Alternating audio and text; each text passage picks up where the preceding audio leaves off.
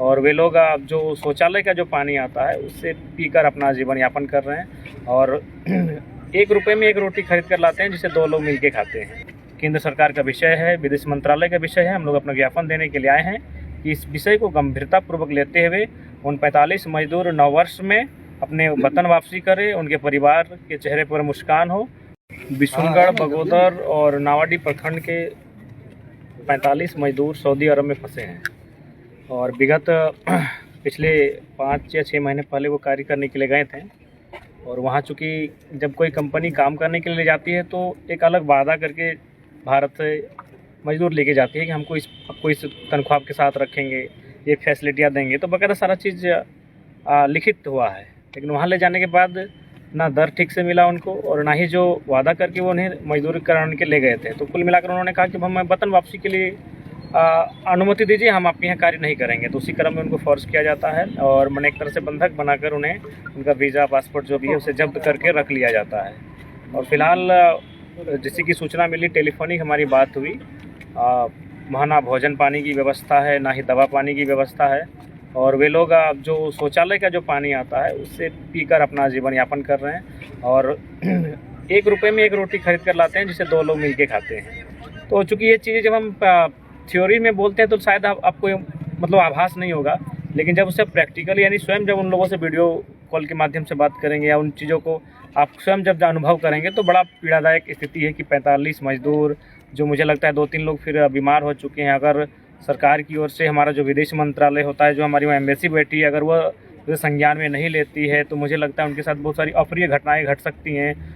तो इसीलिए हम लोग आज उपायुक्त महोदय के माध्यम से, चूँकि ये केंद्र सरकार का विषय है, विदेश मंत्रालय का विषय है, हम लोग अपना ज्ञापन देने के लिए आए हैं कि इस विषय को गंभीरतापूर्वक लेते हुए उन 45 मजदूर नववर्ष में अपने वतन वापसी करें, उनके परिवार के चेहरे पर मुस्कान हो और इसलिए वो इस मामले को गंभीरतापूर्वक लेते हुए अपने ओहदे का उपयोग करते हुए केंद्र सरकार तक, उनकी जो विभाग है उन तक ये बातों को पहुंचाए और नहीं तो फिर हमारा संगठन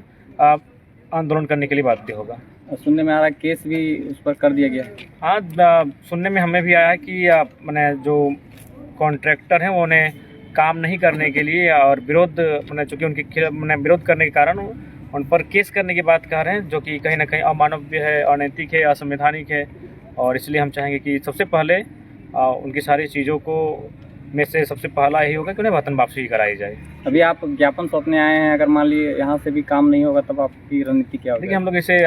व्यापक आंदोलन के माध्यम से इसे राजकीय आंदोलन बढ़ाएंगे और जाहिर सी बात है उस समय हम चाहते हैं कि ऐसी परिस्थिति ना आए। चूँकि भारत एक लोकतांत्रिक देश है तो यहाँ मुझे नहीं लगता है कि 45 मजदूर जिनका जीवन संकट में है उसके लिए हमें विशेष और व्यापक आंदोलन करने की आवश्यकता है। लोकतांत्रिक देश में तो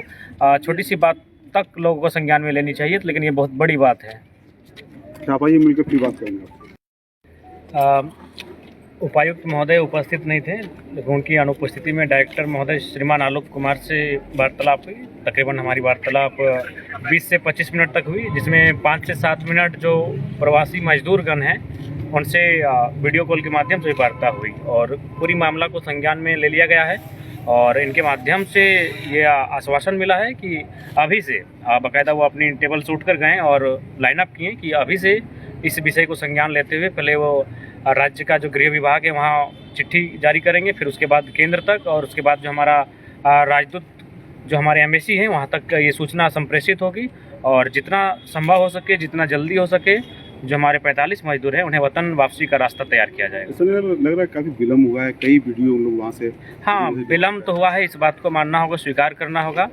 विलम्ब हुआ है। गंभीरता होनी चाहिए, ये संवेदनशील मामले हैं, ऐसे विषयों पर गंभीरता होनी चाहिए और मुझे लगता है कि कहीं ना कहीं विलम्ब हुआ है। लेकिन खैर, जो बीत गई सो बात गई। हम लोग चाहते हैं नववर्ष उनके लिए एक नई उम्मीद की किरण लेकर आए और सकुशल उनकी वतन वापसी हो, ये हम लोग कामना करते हैं और राज्य सरकार समन्वय स्थापित करते हुए केंद्र के साथ पहल करे और उन्हें यथाशीघ्र वतन वापसी के लिए रास्ता को तैयार करे।